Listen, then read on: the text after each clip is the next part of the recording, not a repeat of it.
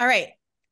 So glad to be welcoming back to Bad Faith Podcast Corey Robin. You know him as a political theorist, journalist, and professor. The reason I have asked him back to the podcast today is because he's written a fascinating exploration of some of the most important ethical issues that are being raised by AI in a context that hasn't gotten as much attention, I think, as it has and generally speaking. I mean, we've been talking about AI, obviously, as a consequence of the writer's strike in Hollywood.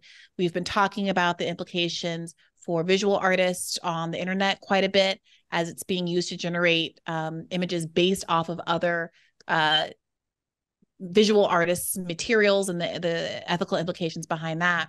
But I've recently been engaging in conversation with some teachers very close to me, high school teachers, who put me on to this article that you've written, Corey. So I hope to get into it today. Welcome to Bad Faith. Thanks for having me back. I'm really happy to be here. All right. So the piece that you wrote is in the Chronicle of Higher Education, and it's called The End of the Take-Home Essay. Run through it for us why you think that we might no longer be instructing students to do what so many of us went through and was a real crucible during our high school and undergraduate experiences, at the very least, of having to write some 3 to 5 page essay in our bedrooms on our laptops, or back in my day on the family desktop computer. Why is that potentially going to be over going forward? And just to give you a sign of how old I am, I remember writing these things by hand. So that's taking us back even further. So I should first of all say that I was a skeptic about the doomsayers when it came to GPT and AI. This conversation really began among professors and educators last spring. And there was a whole bunch of articles that came out, and I read them and I thought, oh, this is typical, the sky is falling kind of stuff. And then an article came out in the Chronicle that was by, I think, 2 students or 1 student at Harvard, an undergraduate, and they had run some experiments with professors submitting papers that were written by ChatGPT, and they'd done all the controls and so forth to make sure that it was a blind experiment in the way that it should be. And they were astonished to find, and as were the faculty as well, that students could submit papers that were written by ChatGPT, which is, by the way, GPT, no longer, I mean, it's not even the most current iteration of what AI can do. But they had submitted these papers and in a range of topics, in a range of classes, and the papers had received something in the range of, A's and B's and maybe 1 C, but a lot of stellar grades there. And so I then ran an experiment of my own using my daughter, who knows how to do all this stuff I don't really know, who's 15 in high school, just putting in essay topics and prompts that I've used over the years. And I mean, I have to say somewhat sheepishly, like, I always thought, oh, I come up with good topics and things that aren't the kind of usual thing you can just find on the internet. And my daughter put in the prompts, and I mean, we'll have a lot more to talk about, but I think the long story short was not only was Chat GPT able, or the bot, just to be easier to say it more simply, able to come up with, pretty good papers. What really freaked me out, honestly, was the iterative process whereby the bot got increasingly more sophisticated and smarter in response to more refined prompts from the person who is doing it. And it has really rattled me, like a lot of other people as well, so much so that I feel, and we can talk more about this, that it's going to be really hard to just assign take-home essays the way I've always done in 30 years of teaching. Yeah, so this topic came to my attention because a teacher who's very close to me has been going through this. It's the beginning of the school year. They teach in an English department. And even since the end of last year, there's been a realization that the technology has improved to such an extent that they are not confident in their ability to detect where AI, ChatGPT, this kind of software has been used. And already in the past, there has been some ambiguity, right? The idea of accusing a child of cheating, it's a big deal. And what constitutes cheating is also increasingly up in the air because of the nature of the software. So did they write a paper and simply ask it to flag obvious errors the way that Microsoft Word will tell you if there's something misspelled or a grammatical error? Did they ask it for help to prompt a thesis that they then originally wrote on their own? Did one person cheat by having it write their whole essay, whereas another person used it more minimally? And should those two people get the same grade?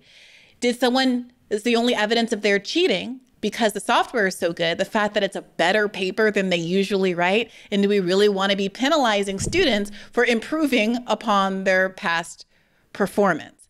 And I find all of these issues, these ideas, these ethical conundrums to be incredibly interesting. But first and foremost, I really want to drill down for those of us who haven't been in the position that professors, teachers have been in, of experiencing the software. Walk us through this iterative process and why you found yourself surprised that as a professor and a writer, you no longer are confident that you can write prompts that can outsmart the machine. Right. So I'll give you an example. So I teach a course on politics and literature. And one of the questions I've asked over the years is we read the Bacchae, the play by Euripides, the ancient Greek play. And one question I've asked is, imagine yourself in 30 years. And how would the person who you will be in 30 years respond differently to this play from the person you are now? That's basically the question. And initially, the bot sort of spat back just kind of these vague generalities about future selves and how we change over time. I mean, even if you couldn't identify that the student had gotten this from a bot, it would still be a very poor performing paper because it was just a lot of vague generalities that didn't specify or say anything at all. But then what my daughter did was to say, imagine, just adding into the prompts, imagine that you're right now, a teenager, an adolescent who's uncertain about their gender identity, but later on is more certain. Now, that prompt requires knowing a little bit something about the Bacchae because there are a lot of gender bending characters in the Bacchae. So it does require something, but the bot then started, I feel like I'm narrating something from Alien. It started getting more specific about the answers, and it started coming up with examples from the play of the character Dionysus, the character Pentheus. And it was still a little bit disorganized. It was still a little incoherent. And then what really finally freaked me out is that my daughter then said, now come up with a thesis based on these examples. And the bot came back, and I can't remember what the specific thesis was, but it was a statement about the relationship between gender identity and aging and literary experience. This is a pretty sophisticated kind of paper for anybody, to write for an undergraduate. But as you say, if I got a paper like that from a student, what am I supposed to do? It used to be that you could tell a plagiarized paper, and what I would do is, sorry, the cats are fighting in the background, but I would just kind of, you'd look it up, and if through a little bit of Googling, this was back when Google was actually a decent search engine, which is a whole other issue now. But through a little bit, you could figure, you could find the passages, and then you talk to the student, and that was that. You can't do that anymore.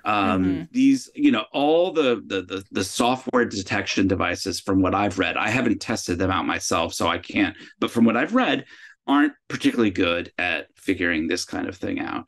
So then you're left, as you say, with this really, ethical conundrum. I mean, do you walk in and, as a teacher for 30 years, you have a pretty good sense of how to match students' performance in class with their writing. Like there's not usually any kind of vast disjunction between those two things. But even so, it becomes a kind of, Thunderdome where you walk in and you're like, okay, I know you use Chat GPT and, you're waiting for the student to crack. And, it's nobody wants to do that. That's not the relationship you want to be in.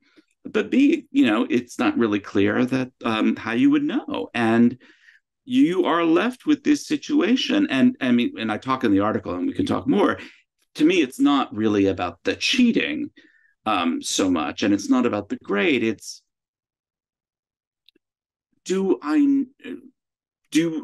have you and I, the student, gone through this process together in such a way whereby I know that not only is this your work, but it reflects that process that we've gone through together? Or does it just reflect something that never happened at all? And that to me is what's so frightening about this.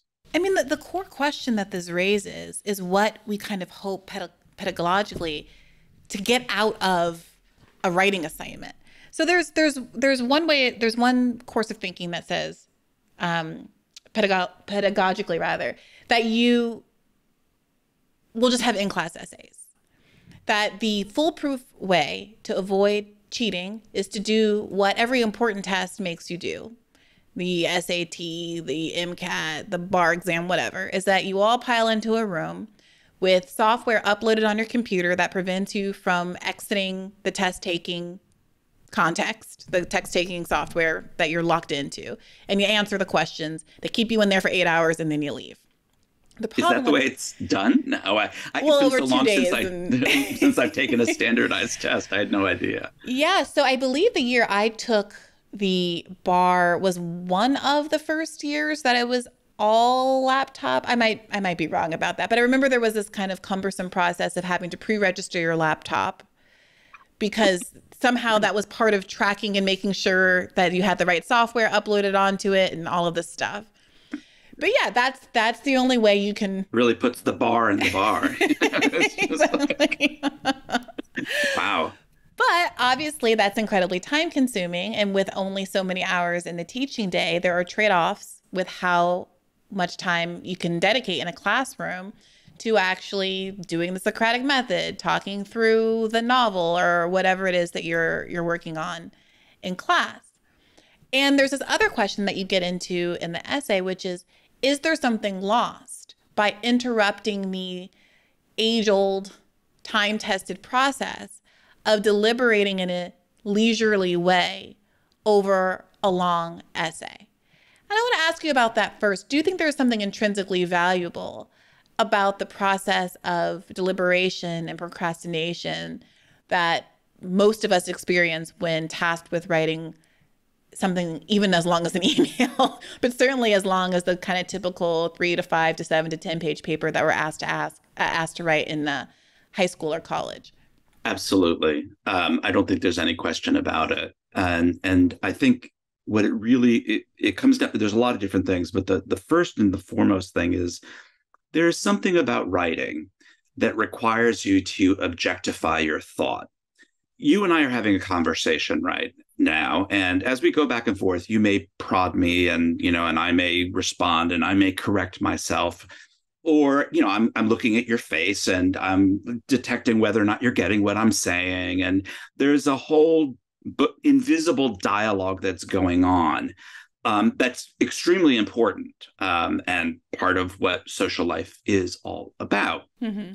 But when I have to put down a thought on paper or on a screen, and again, it can be as simple as an email where I am communicating something, whether it be to a friend or to a professional colleague or a family member.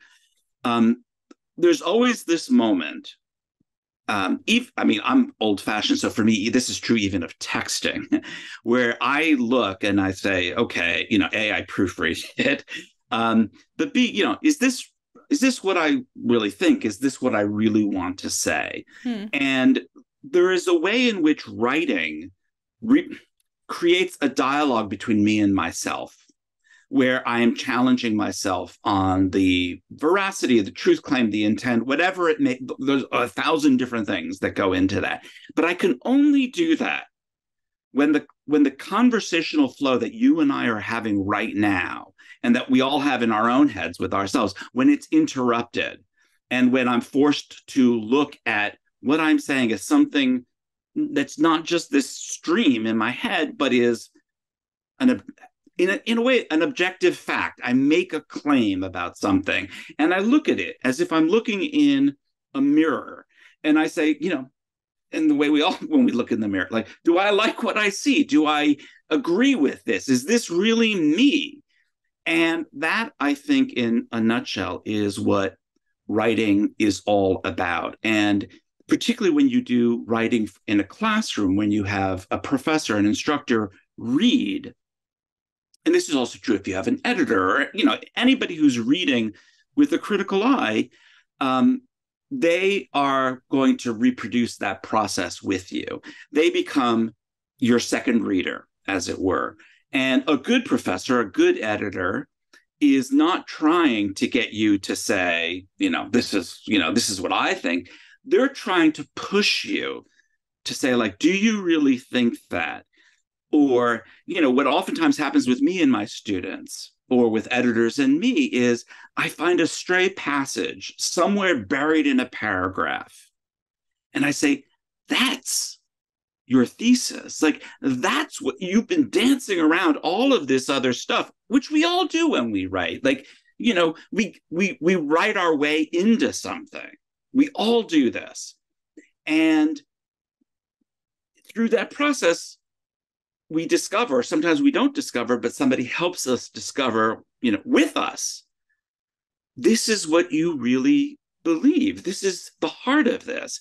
And this either flies against what you said over there, so you have to resolve that contradiction, that paradox, whatever it may be, or maybe you can't resolve it, and that's in and of itself an interesting thing, right?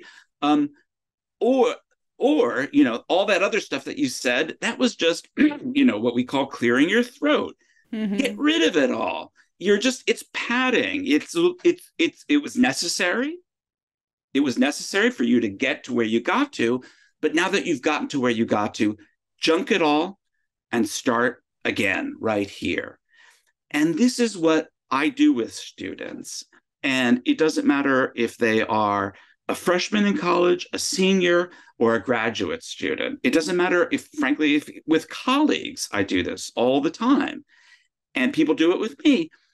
We forget how many tries, how many attempts, how many rough drafts, right? It took for us to get to that point where we find that perfect sentence that is not perfect in a writerly sense, but because it states with absolute clarity and force what it is that we actually believe. So this is very interesting to me, because I've been struggling with this idea, not because the idea being kind of the value of writing and the iterative process, not because of Chat GPT or AI, but because I have woken up in this world and realized that I am a podcaster. Whereas I once fancied myself, as a senior politics editor at The Intercept. I considered myself to be a journalist. I have long considered myself to be a writer, even if I wasn't doing so professionally. It was always the skill that was most validated of mine in an academic context. And I have been struggling with what it means that I haven't written an article in God knows how long, well over a year. And also, however, with the reality that in terms of bang for buck, in terms of whether my ideas are going to be heard by a significant number of people, I will have more success doing a podcast, writing a radar on Rising, going on somebody's show as a bigger platform than I have, like I just came from Crystal and Kyle, or I did Russell Brand earlier today, than if I slave away for many hours writing an article that gets published in a lefty magazine, let's say, or even a mainstream magazine. And I'm trying to challenge myself because my intrinsic value is for writing. I cringe at the mistakes that I make when talking. If I misspell pedagogical, I can retype it. If I say it on a podcast, we just all have to live with whatever I said the first time. So, but I guess my question, and I am wrestling with the fact that I have this value for writing, which part of it is like a kind of elitism, kind of a credentialism, a kind of I will acknowledge that about myself over these newer forms of art, podcasting and the like, which aren't as respected. And my choices, which are reflecting that the actual value of these respective mediums in my life is such that speaking into a camera is more effective for me. It's why I'm doing it. It's why when I sit down and think, well, should I write something today? I think, God, no, it'll be a waste of my time. And so I guess my question to you is, are we kind of lying to ourselves when we talk about the value of writing and are striving to preserve it as something that we need to teach in these academic contexts? Is the process of revision and solidifying one's own views and opinions contingent on writing something down, or is it just about fixing it in place in one way or the other? And does saying the thing on camera, saying the thing in a TikTok, achieve potentially the same effect? Can one do a series of podcast episodes where you distill your thinking over time because you're debating people, you're talking to people, you say something clearly once that elevates the conversation and then you repeat it going forward? Is it really the writing that's doing the work? Well, that's a really tough question. I mean, I would say a couple of things. First of all, you were trained as a writer before you became a podcaster, before you became a journalist, really. You were in college, you were in law school. I think you worked in a law firm, Yes. didn't you? Yeah. So this is all before you became, a kind of prominent political person. And I'm absolutely confident. I mean, without knowing your intrinsic life story and the biography and all the rest of it, I'm absolutely confident that that process of writing is very much connected with the clarity and the iterative process that you bring to podcasting. You are not just, like a TV journalist delivering a set of lines. You're not just thinking out loud, you're thinking in a particularly deliberative type of way that I don't believe would have happened without writing. So that's the first thing I would say. But the second thing is that I believe in multiple forms of communication. I believe politics happens in multiple ways, and I would absolutely agree with you that the kind of reach and impact that you have as a podcaster is exponentially more than I would have writing an article in a magazine. Although I should say that's not always true. We know that there have been articles that have had a transformative impact on political debate, cultural debate. You have been, all summer or a good part of the summer talking about Barbie, which is, a written product. And that is doing all kinds of stuff. So I guess the long and the short of it is that there's obviously room for both, but I don't believe for 1 second that the quality of our speech, the quality of our rhetorical non-written discourse, our oral discourse, would be improved by the junking of the kind of process that one goes through when one is writing. And that's it's why we have education. It's why I do what I do. I don't believe that I'm training, everybody to become a writer. I really believe I'm training people for life. and that the kind of experience that you have when you're writing about the Bacchae, or writing about, an ancient Greek play or Aristotle or Plato, that those things you will take with you, not as cocktail conversation, oh, well, Plato says this, but precisely what you're doing right now with me in challenging me and rethinking and poking and prodding a thought further along down the path that it's on. And I would hope, just to say one more thing, that, and that's not just something for you as a podcaster or somebody else as a journalist, that's something that you bring into your family life.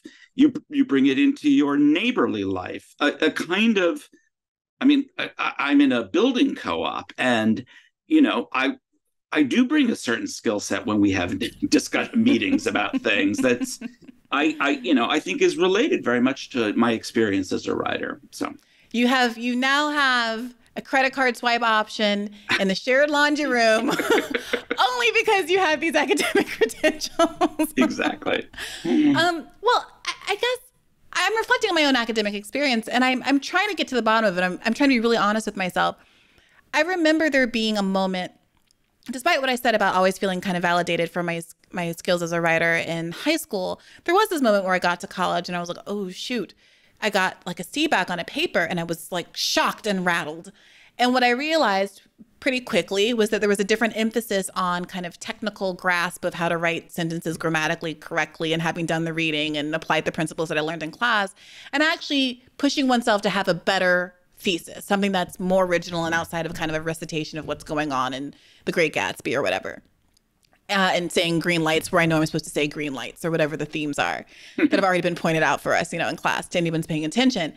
And so part of what caused me to improve my analytical thinking was being pushed to do so to get better grades, but also it was my later college experience where I was taking more seminars, where there was more of a Socratic atmosphere, where there was a real-time pushback on people's views and an almost gunnerish desire to one-up each other in class on how original one could be in their reading of whatever text was we were engaging with.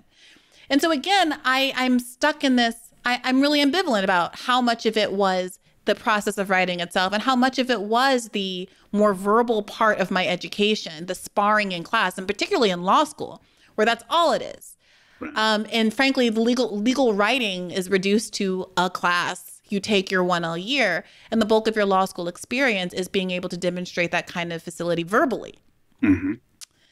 And I know that I'm an old head. Like I'm coming to this trying to challenge myself, because I want to say that my instinct is to say, you have to learn how to write. But my instinct was also, you got to learn cursive. And where are we on that? People in the generation before me would be horrified by how little actual grammar I learned in school. We never really had like a grammar lesson. I didn't learn about parts of speech until I took French. And I'm like, they're like, the infinitive is the infinitive. And I'm like, what's an infinitive? Right. So I don't know. And then when I look at the kids and I look at them managing to make these punchy TikToks that explain everything there is to be known about something, and like a 60-minute segment, obviously not everything that needs to be known, but like really making a case, a persuasive case, in such a short period of time and so effectively, and using all of these other benefits of the visual media with pictures coming up and text grabs behind them and video. I don't know. I do wonder if we are fetishizing the struggle being taking what comes kind of naturally, which is the oral argument, and committing it to paper. And when we're talking about the outside essay and the class and the deliberative process and the procrastination, there's so many people that are bright and have great ideas that are caught up in that and really hamstrung by that in their academic careers. And are we fetishizing that process because kind of like we went through it and it was hard, and so there must be some value in it, or else what did we waste all of our lives doing, Yeah, so I imagine, there are faculty who have a whole range of assessments, that at the end of the year you make a video essay, you make a TikTok, and and so forth. And I love looking at TikTok, and not all of it, but my daughter shows me some stuff, and I'm blown away by the creativity, the quickness of it. Sometimes there's too many things going on. I can't figure it all out. But when I can figure it out, the level of double consciousness it's more like quintuple consciousness half the time that's being exhibited is, to me, extraordinarily impressive. I think the thing about writing, though, is that it quite deliberately is meant to take us out of that. Not because we always did it this way, but to say, we're going to have a different experience from the one that you are familiar with.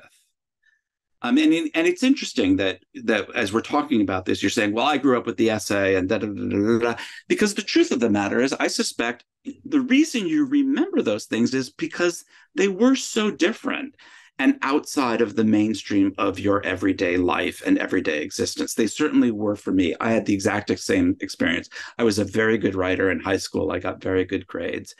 And I got to college and I had that moment of, oh, and I had the same impulse. I wanted good grades, and I also wanted to do well in class and all the rest of it. And every professor knows that. I mean, this is as old as Plato, right? That there are motivations that get us into argument that are not about truth seeking, that are about other things. That's the first book of the Republic, is exactly that. You have this character who sees this as combat, and weaponry. Those were the sophists.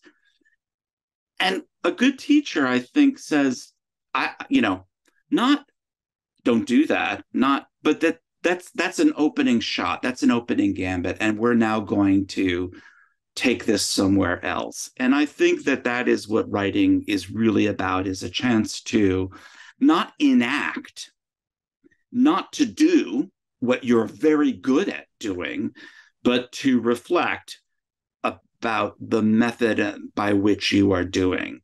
So TikTok, there are people who write about TikTok now, right? They reflect upon what is being done.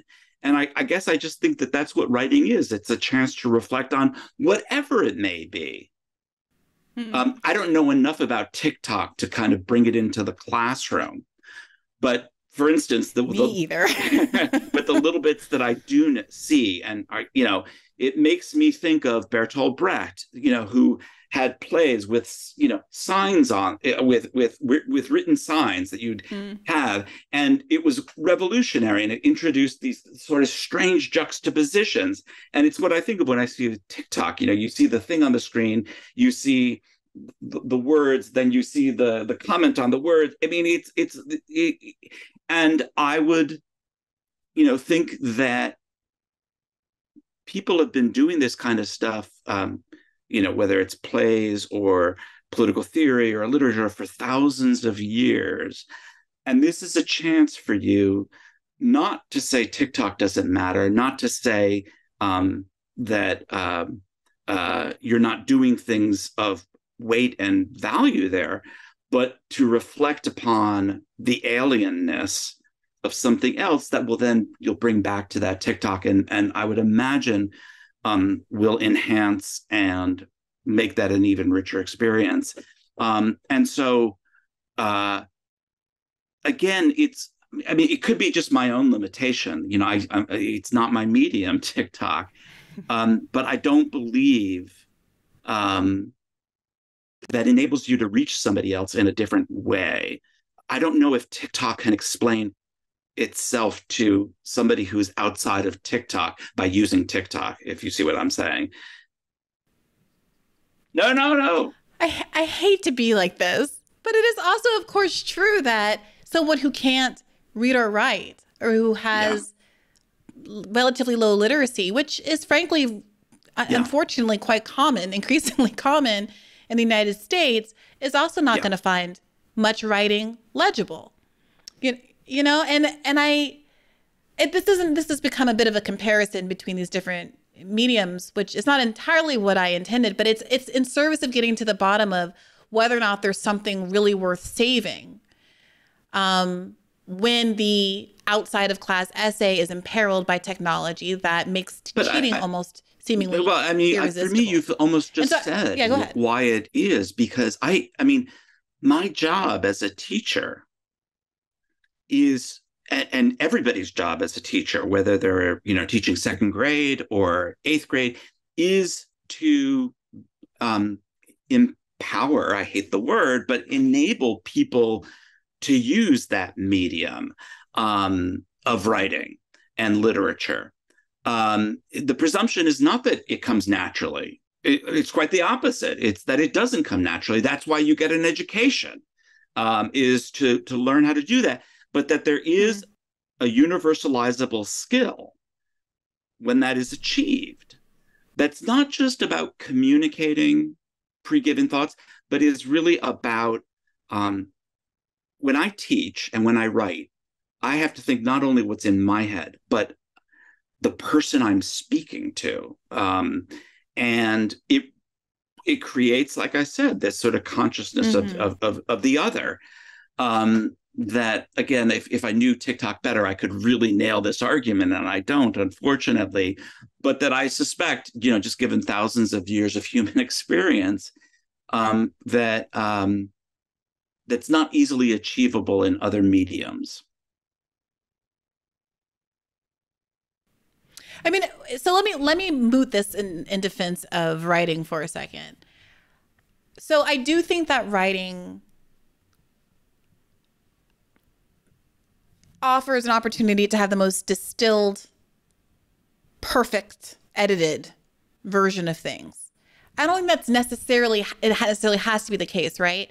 Because there's a lot. You can write your TikTok script or write your podcast script and then say it into the camera. And many people say out loud, how do you break writer's block? You prompt someone just to tell me what you believe without worried about writing it down. Just say it out loud to me. And then there's this transcription process of taking the words back down to the page. But generally speaking, all of that aside, I do think that there is a more good writing should be, it is often more incisive, more concise, and more potentially conscious of an audience than spoken words, TikToks, podcasts, whatever. I will say, however, that, as someone who woke up this morning, did Russell Brand, then did Crystal and Kyle, and is now talking to you, writing is fixed. And that can be a drawback. There is a way that I'm going to talk to Russell Brand and his audience about my ideas that is perhaps more caveated and couched than how I would talk to Crystal and Kyle, who I believed agree with me about things like the benefits of socialism. I might use words like socialism with them, and then I won't with Russell Brand. I might choose the targets of my ire differently, depending on what I think the audience is more likely to get on board with me with. And there's a benefit to that as well. And given that there's this incredible slippage between writing and speaking, we're not just talking about writing. We're specifically talking about an at-home essay. We're not saying that people shouldn't learn how to read and put words down on paper and write grocery lists and things like that. But we're talking about whether or not it's worth taking class time away and eating into the value of the kind of Socratic method to specifically engage in long-form writing projects. And I don't know. I feel like I'm talking myself out of the value of it as I'm sitting here. And I'm also talking myself out of it because in part, I know that I'm good at writing, but I have seen enough people who are also frankly good writers struggle enormously with the writing projects that were given in college.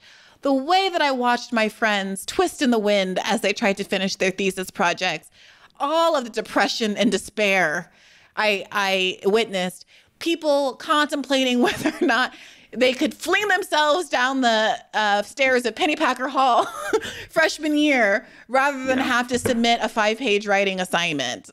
And in my day, I remember thinking the arms race wasn't about ChatGPT and cheating. It was about Adderall. And everybody's taking Adderall but me. Am I at a disadvantage? Someone else is staying up all night writing this paper. I get sleepy because I'm not taking a stimulant. You know, why we are in a place where people are engaging in all kind of self-destructive behaviors because there's so much pressure put on this one particular kind of expression. And I don't know, I am reluctant. I am reluctant if there's going to be trade-offs on the classroom experience. I am reluctant to say that we have to basically turn all of our classroom time into a bar exam.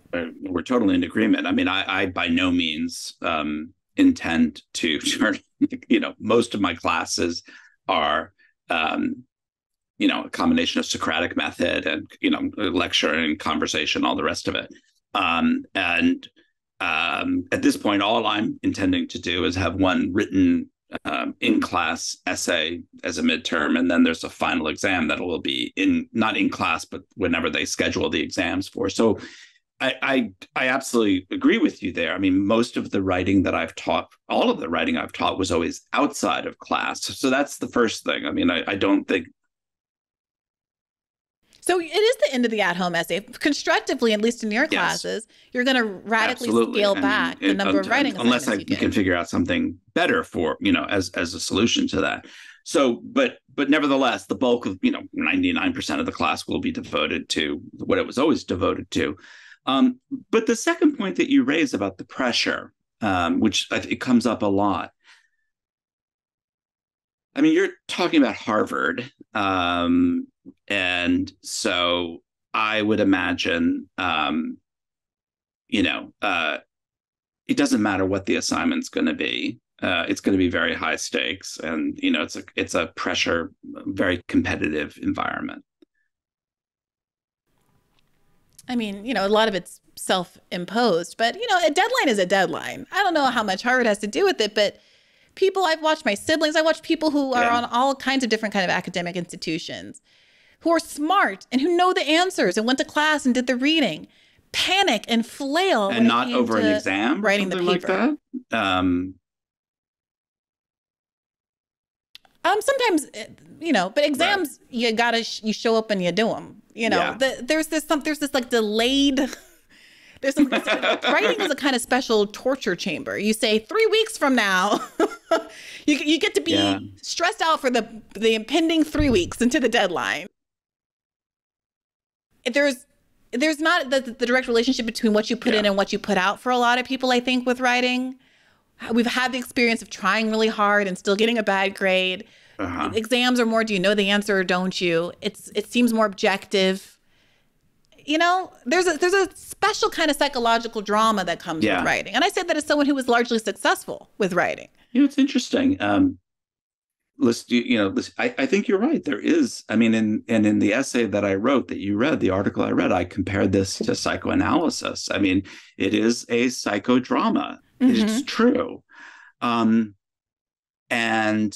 the question is, how important is that drama to one's development as a thinker, as a person?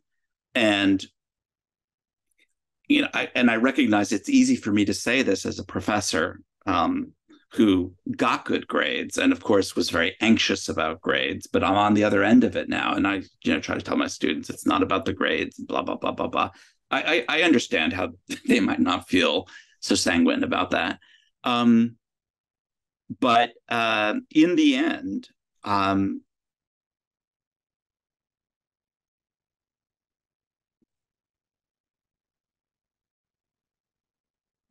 think the real question is there is there value in that sort of psychological drama or not? And what you're suggesting is perhaps not, in terms of what one becomes, what one does, how one moves throughout the world in all sorts of ways that are reflective and deliberative and hardly thoughtless.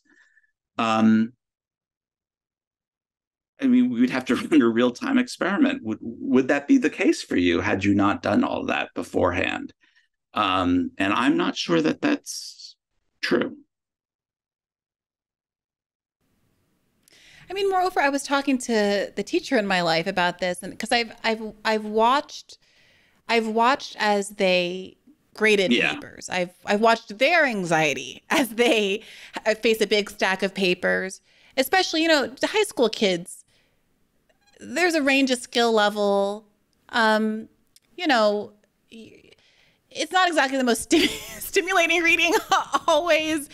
And the kinds of things that you're correcting that can be so numerous. I mean, I experienced this as an editor. I was frankly kind of shocked to see quality of the things that I saw as a professional editor at a magazine. I'm like, people are clamoring for these jobs, and this is the content that we're getting sometimes, in terms of like basic grammar and the choice to introduce the ideas and actually giving background knowledge so people can understand what they're reading. And I have had the experience of realizing that it would be easier for me just to sit down with someone and talk it through, even if it takes like 2 or 3 hours, one piece of writing, and really express myself in a way that I can't in the margins as to what I think would make their writing better. I think that's a really worthwhile project. I remember doing this once with someone I worked with on the campaign who was much younger and hadn't really ever had the experience of someone really going through and giving them substantial writing advice like that. And she said to me afterward, like, this was more useful to me than like a year of college, in terms of what the feedback that I got. And that being the case, that being my experience, I wonder even what the value of the grading of all those papers is from the teacher's perspective. I have been told that there's a frustration that you can't even really, you don't even have the time to get into it with all of these writing assignments, to give the kind of advice that maybe would make their writing improve more with just one paper, 1 hour sit down session a year, versus a bunch of like, cross out this sentence and change this spelling, and is this the right idea? Question mark. Well, I mean, to be honest with you, I think that both those things go together. I mean, obviously, it depends on how many students you're teaching. And this is a huge problem, particularly at public research universities that are not well funded. I mean, this is first and foremost a resource question. And teachers at private schools, there's a reason why they like that. It's that there are a lot of resources that are being pushed their way, and they have much smaller classes, and they can do the kind of work that you've just described you did with somebody on the campaign. I gotta say, I'm talking about a private school teacher right now. Okay. Now, I mean, it's not that I don't think it's that the class is especially big, but I do think it's that. I mean, I literally sat down with this woman for like 2 hours. Right. For an op-ed they had written. It wasn't even that long. An op-ed, what is it, like 800 words or something? But we were really having a conversation about I'm not saying I'm right. I'm the be all end all of writing instructors, but my personal theory of what makes a good op-ed, my personal theory of what makes a readable sentence, my personal theory of what order you should reveal information in as you're trying to get a point across or make an argument, my personal theory of how you need to build in the obvious counterpoints in your piece, and those are, and to really get through that just takes time. I do as a teacher, like that's what teaching is. And it seems to me, I mean, I don't know if we're talking about that this is the Bernie campaign, so this is already, several years on here, you still remember it. I'm sure this person still remembers that experience. And the only bad part of the story was that nobody had ever done that with her before. And so to me, that's about good teaching. Like, you were being a good teacher. And notice that's not just a skill set about it is partially how to write an op-ed, but it's how to communicate yourself to another human being. What could be more important than something like that? So I don't see this as just kind of a writing thing. There's something fundamental that gets kicked up for people when they have to write. That's not just because it's hard, and it's not just because it's traumatic, and it's not just because you have your own psychodrama about it. It's because you're really forced in a very economical way to get somebody's attention, which requires you to treat them as somebody who matters. I mean, there's nothing that drives me crazier in people's writing than I'm going to take 10,000 words, to just, it conveys such a profound lack of respect for other people. And that's what I think you're doing when you're teaching writing is respect your reader, right? Make every sentence count because they matter. And you don't want to waste their time, not in a kind of capitalist market sort of a way, but don't be a manspreader, right? Don't just assume that the world is your oyster and everybody wants to listen to you. Say something that gets somebody to pay attention to you. And I think that's about respect for other people, and I think it's about respect for yourself. And so I do think and here's, I think this is the difference with TikTok. With TikTok, that happens a gazillion times every day, right? With writing, there's something a little bit more special about it, that it's not just part of the ordinary flux of experience. It's I'm going to take time, and I'm going to take time in such a way that you're going to want to also take the time with me and not be browsing on 1,000 different tabs and all the rest of it. I do worry because I feel myself have a shorter attention span. I know that I read so much less than I used to. I barely even read. There's not even much email sending these days. As you know, I mostly communicate in Twitter DMs. And I do worry about the effect of that because there is a certain kind of knowledge that requires the patience of reading, and also reading is so much faster. That's part of what's so funny about it is that we think of TikToks and things like that as saving time, and they are time saving. Like listening to a podcast, you can walk through the city, commute home from work, do dishes at the same time, and you can't multitask while reading. But word for word, idea for idea, reading, you can consume it. So I can read your article in 7 minutes or whatever, and we've been sitting here talking about the ideas contained within for an hour on this podcast. So I do have those kinds of concerns. What are we training ourselves to have the capacity for? And are we losing what has been such an effective and economical means of communication? But in the academic context, it's not this all or nothing, right? Like you've made the decision to scale back at home writing assignments, but you're not going to, stop teaching people how to write. And I also think that this is raising questions that are kind of outside of ChatGPT, which is, you ask in your paper, in your article, why do we ask students to write papers in the first place? That's been much of what our conversation today has been. And it's not clear to me that the reasons that we articulate for why we want to ask people to write papers are actually what we're achieving when we ask people to write papers. I couldn't agree with you more. It's something I struggle and strive towards. I think, good teachers, that's what we do. But what I set out there is really what I do think we are trying to do. It's not about economically delivering, information. It's not about demonstrating mastery. It is a process of sitting down with this thing that's very different from you and trying to make meaning of it. And in the process of doing that, of making meaning of The Great Gatsby or the Bacchae, beginning to discover that meaning making is not just like the theme of, the green light, but that you're creating something. And that's what we all do all the time in different ways, mostly unconsciously. And it's to make, it's what Freud said about psychoanalysis, is to make the unconscious conscious. And in the process, achieve much greater freedom and power. I believe this stuff is very much connected to politics. Just think about your own political transformation. And I don't know all the details of it, but what was that about if not developing a kind of interpretive critical lens on a set of scripts that were in front of you that you once, took at face value, and then all of a sudden those words start to seem, whoa, that's odd.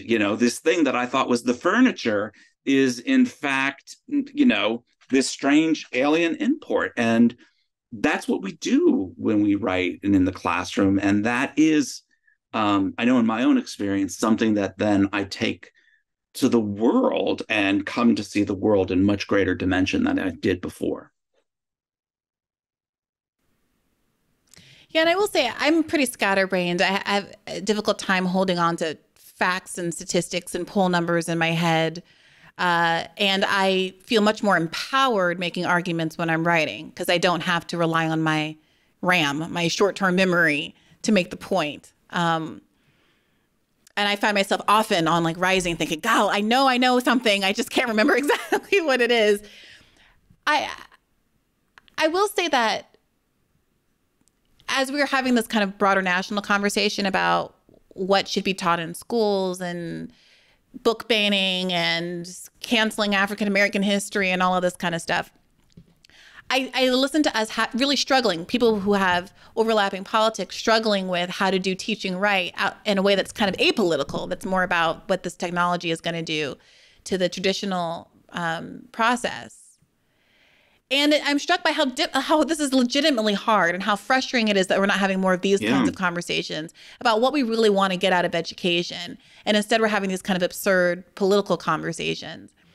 I will say that as I'm reflecting on what I got out of college 20 years later, I keep thinking of this one class that I took toward the end, probably senior year. That was a throwaway class that I needed to fulfill a credit. That was about Orpheus and Eurydice, and we just read or watched, consumed 20 different versions of it. And I remember when I chose it thinking, well, this is going to be a waste of my time. We're going to read, honestly, this is a waste of my mom's money. We're just going to read this one story or we see the play or the opera a million different times. What could we possibly be talking about in this seminar? This is why the Republicans are right and liberal arts educations are silly. But as we're having this conversation, my mind keeps going back to that class because I remember that being my performance in seminar being the apotheosis of everything that I learned in college in terms of my ability to continually extract more and more and more meaning out of this one story. Yeah. It was the ultimate iterative class. And in many ways was valuable to me for that reason. Mm-hmm. Now, it was mixed media, right? We watched plays, we read plays, we watched movies, we read poems.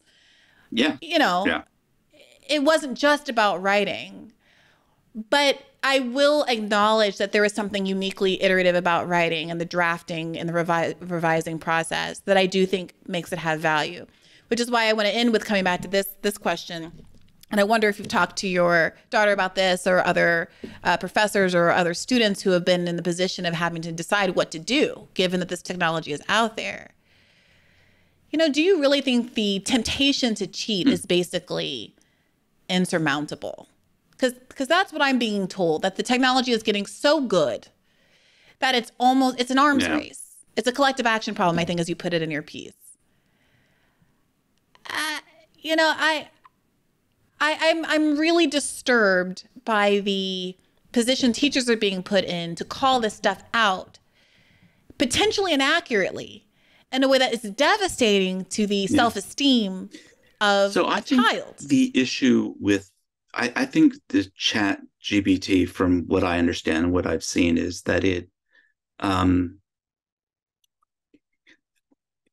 is, you said an arms race. And the problem with that terminology is it's very quantitative. And I think this is something qualitatively different. I honestly, throughout most of my time as a professor and teacher, you certainly encounter plagiarism every once in a while, but for the most part, you don't. I think the problem with chat GPT is that it kind of has blurred things.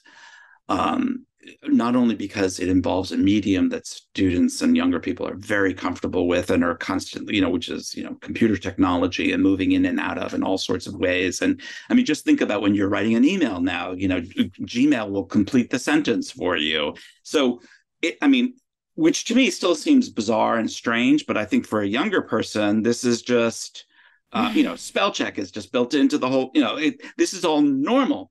And so they're coming to it from a medium that is already constructed in such a way that this new technology doesn't seem so strange to them. So I think you have that, which is that it's blurred things. And I don't think a student would be, necessarily consciously cheating to be using it, so it becomes harder for them to distinguish in that. But the other thing is that the difficulty of writing in the first place. As you said, and I'm the same way. We procrastinate. We do all kinds of things. We put off, and it's not just writing. You put off anything that's a hard thing to do. We all do that. Whether it's exercise or whatever it may be. If you don't have the muscle that's ready to go and to be called upon, you don't do it. You put it off as long as possible. And so then I think you run this situation where it's 2:00 in the morning, the paper's due at 9 a.m. Nothing's coming. I mean, why not? And so I think the combination of they're already in a medium where things like this are happening anyway in all sorts of smaller ways, where the line between what is yours and what is not is much, much blurrier. I mean, you began the segment of this program outlining 4 different scenarios, some of which I hadn't even thought of to myself. And I thought, oh my God.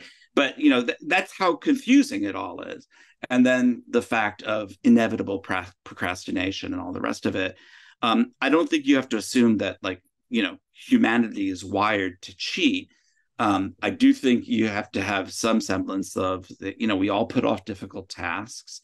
And if something's there that'll make it easier, all of us are going to be inclined to use it.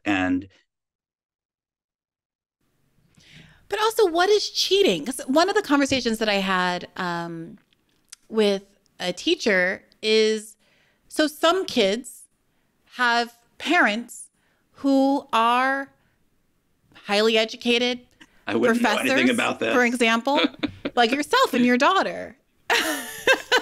But my parents were high school teachers, not in writing. My mom was a school psychologist. My father was a chemistry and physics teacher. You have an advantage. But, if the kid comes home and I'm an English teacher and I say, "What are you reading, honey?" And they say, "I'm reading The Great Gatsby." Well, I have more than the average parent's insight into what would make a good paper. And if we're having a conversation about this over the dinner table, is that cheating?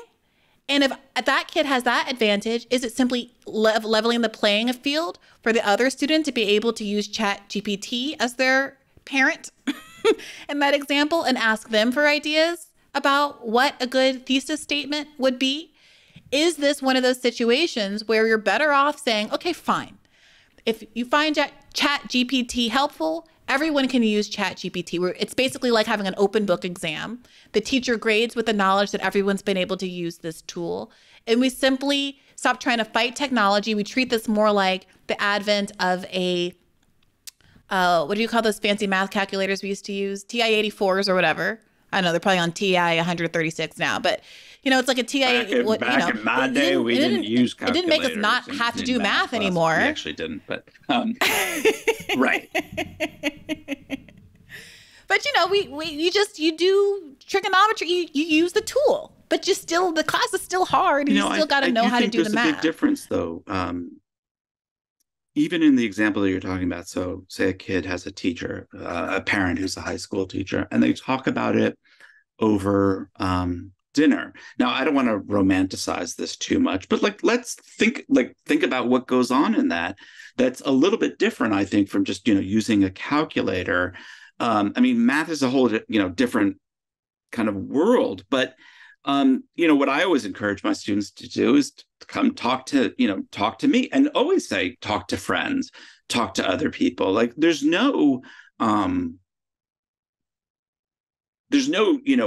there's no sense that, that we have as teachers that, somehow or another you're cloistered by yourself here and that what you produce is what comes out of this head. Quite the contrary. I mean, you could say that a student who comes to every one of my office hours, nobody does, but let's say if they did, they have an advantage over the student who doesn't.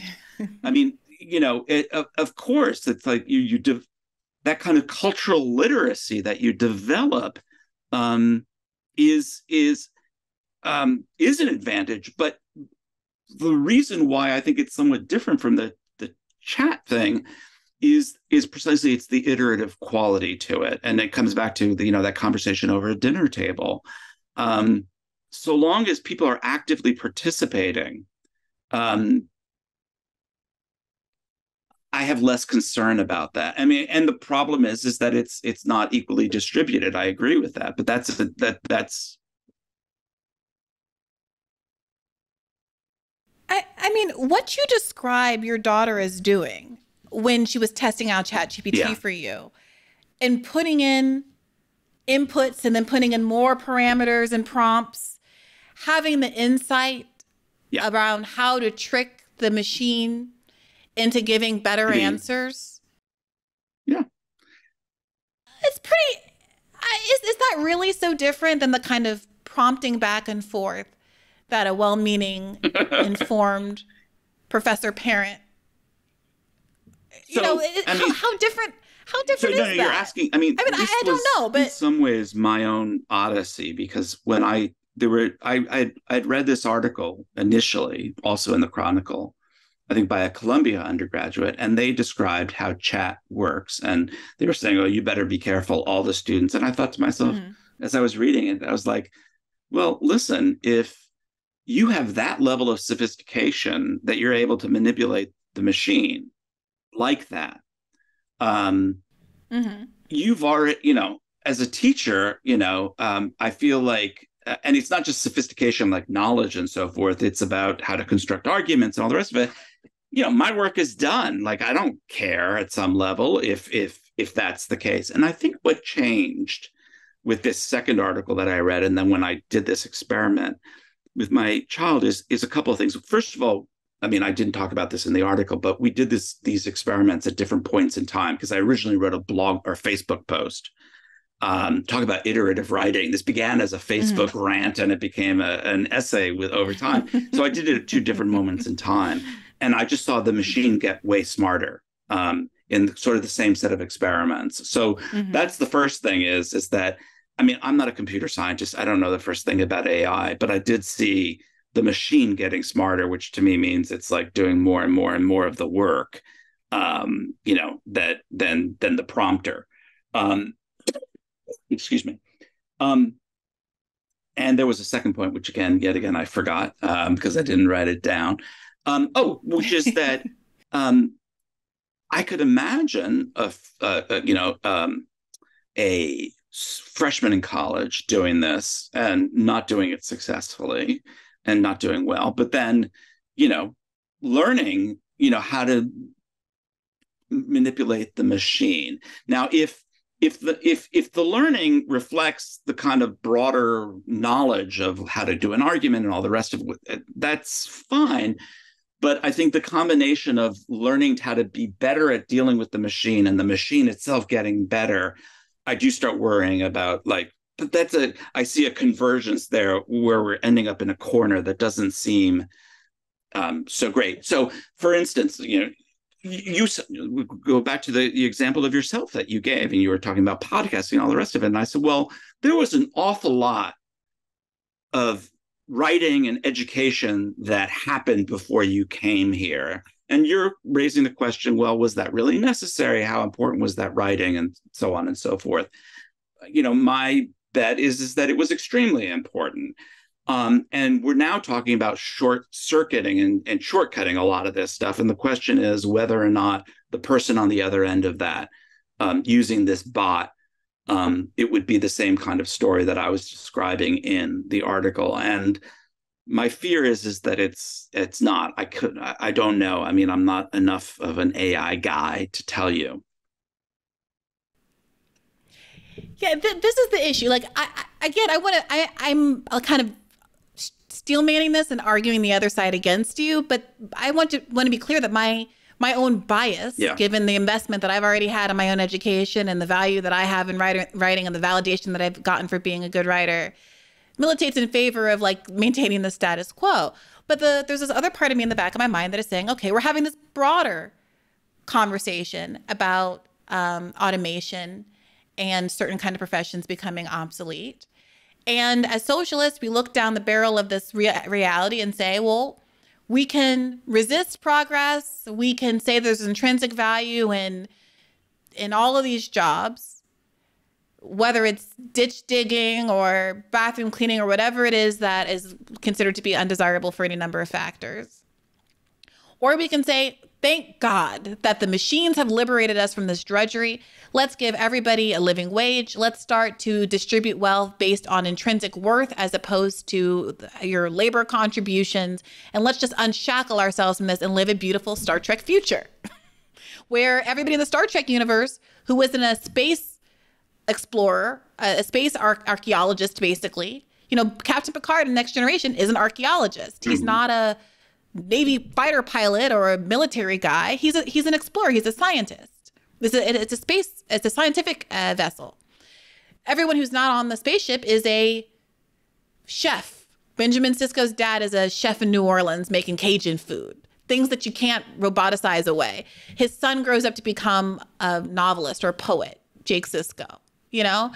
And we have this idea, you can see built into that Star Trek example, that there's this idea that those creative things, writing, cooking, things that are so intimate and personal and tactile cannot be replaced by a machine, and therefore also have this kind of higher value than this other stuff that we're kind of happy to discard and leave to the machines. But is that really true? Is that us just getting high on our own supply? And is all writing equal? Does everyone need to know how to do it? Someone has to maintain the computer. Somebody needs to have certain kinds of skills in case the matrix goes down. But do we all need to do it? Does every high school student need to be tortured with a 10-page term paper at the end of the year? And is it fundamentally, to continue the Star Trek metaphor, really cheating when you consider something like the Kobayashi maneuver, which is this famous moment in Star Trek? It's this unwinnable test. And everybody in Starfleet Academy has to take this unwinnable test. You're not supposed to be able to beat it. It's a no-win scenario, and it's testing how you act in a no-win scenario. But Captain Kirk very famously beats the Kobayashi test by breaking into the computer and changing it. And does Star Trek say, well, you're kicked out of the Academy for doing this? You cheated? No, they're like, well, right. Maybe this is a sign of some ingenuity here. I think I'm a little bit all or nothing on this, which is, I mean, you're really talking about two different things. One is, what is the value of dealing with, these sort of works of literature in this particular manner, through writing essays, period. And if we decide that it doesn't have value, like it's just not that important, then I say, well, forget the AI and ChatGPT. Just don't do it at all. Just stop. I mean, I don't see what the value is of learning how to write a paper about Proust with AI. I mean, nobody's explained to me. I could see if you were like an AI person and like figuring that out. Well, what about the value of writing an AP article that's simply spitting out a news event? There's been a fire in Maui. I can sit here as a human being and spend 2 hours writing this 500-word report, or I could put in the facts, number of casualties, how it started, what the Biden administration's response is going to be, and say, okay, ChatGPT, make this happen. I mean, when I imagine myself in that situation, and I think this comes from writing papers and it comes from education.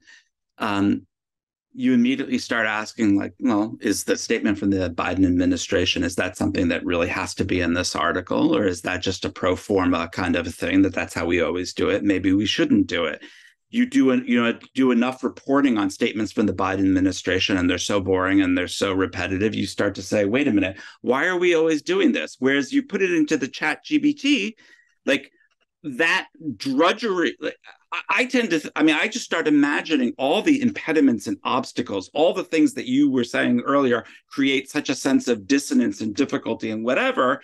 And to me, that's the classic Socratic, gadfly. It's that experience of discomfort that leads you to question, why should we be doing it this way? So I do worry about, especially in something like writing an article about things like that there's all kinds of things one would discover even in that process.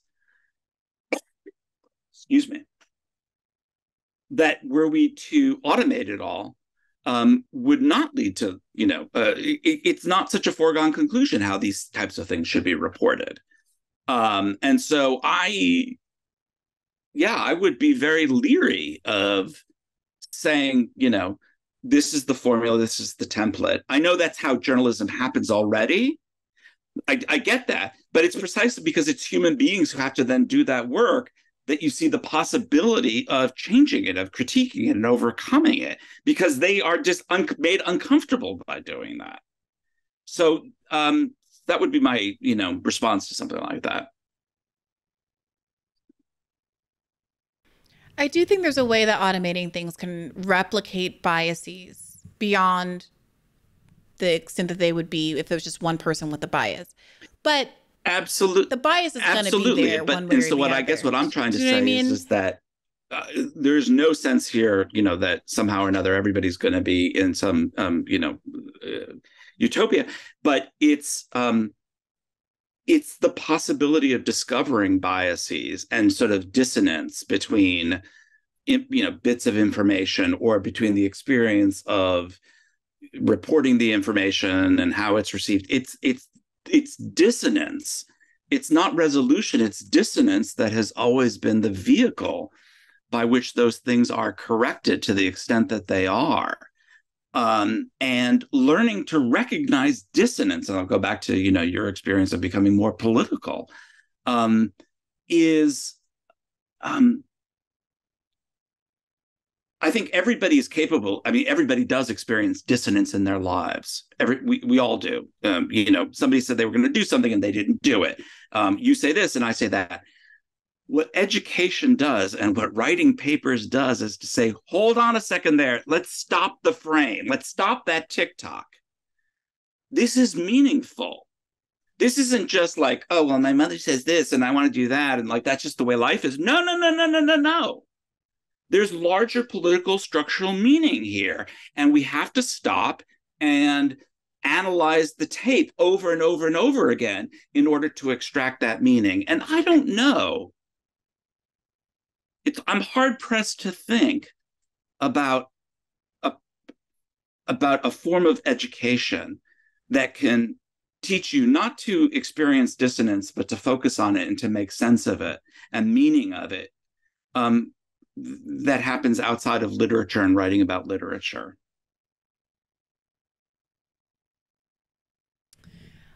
I think you're right about the dissonance. I am undecided on whether writing is integral to that process. I think there's other arguments for writing, especially creative writing, in terms of the imaginative experience of hearing a narrative in your brain versus seeing it on the screen, the immersive quality of it. I obviously think writing is valuable and somebody somewhere needs to write. I am interested in this idea, though, that if the only value of writing were really creative writing, basically, then would that change the emphasis that we put on certain kinds of writing assignments in education? And that's why I'm like, I didn't necessarily think that the conversation was going to go here, but it's really interesting to me that this is not less about ChatGPT as a technology and more about it forcing us to consider why we do pedagogy the way that we do. And I'm so grateful to you for spending so much time with me. Oh my goodness, I can't believe it's almost 6 o'clock. I'm so sorry. Talking about this. I don't get a chance to talk about this kind of stuff outside of a classroom. So I really enjoyed it. And I do think I mean, just quickly, I think this is super important for all the reasons you said. It's not just about ChatGPT. There's a whole assault on education that's happening right now. And, I think people like me have got to come up with some good reasons for why we do the things the way that we do and what it makes possible for the people who are part of that enterprise. And yeah, so I appreciate this. I think it's important. Well, thank you so much. Can you let our audience know where they can find you, anything new that you've been working on? I have a website, CoreyRobin.com, which gets updated whenever I write something, so they can just check that out. Thank you. Okay, wonderful. Professor Robin, thank you very much. Thank you to all the listeners for tuning in. I can't wait to see what you guys think about this episode. I will be very much reading the comment section on Patreon. This is a free episode, but if you want another episode of Bad Faith Podcast every week, every Monday, you can subscribe at patreon.com/badfaithpodcast. And if you want to listen to the episode that I've alluded to with Crystal and Kyle, it was long, it got heated. I really appreciate the pushback that they gave. I really respect and value them both, but we definitely have some differences of opinion with respect to the value of certain electoral political projects. You can find that also at patreon.com/badfaithpodcast. They'll be releasing it on their kind of paywalled end, and I will also be releasing it on my end. So don't feel like you need to subscribe to both, although of course it's always great to support independent media. As always, take care of yourselves and keep the faith. Hey YouTube, thanks for watching. Just a reminder that this is a podcast. You can catch an extra premium episode every Monday for $5 a month at patreon.com/badfaithpodcast. That's patreon.com/badfaithpodcast for $5 a month, an extra episode every week. Additionally, please do consider liking this video, subscribing to this channel. It helps us out. It helps independent media beat the algorithm. We appreciate you. And as always, keep the faith.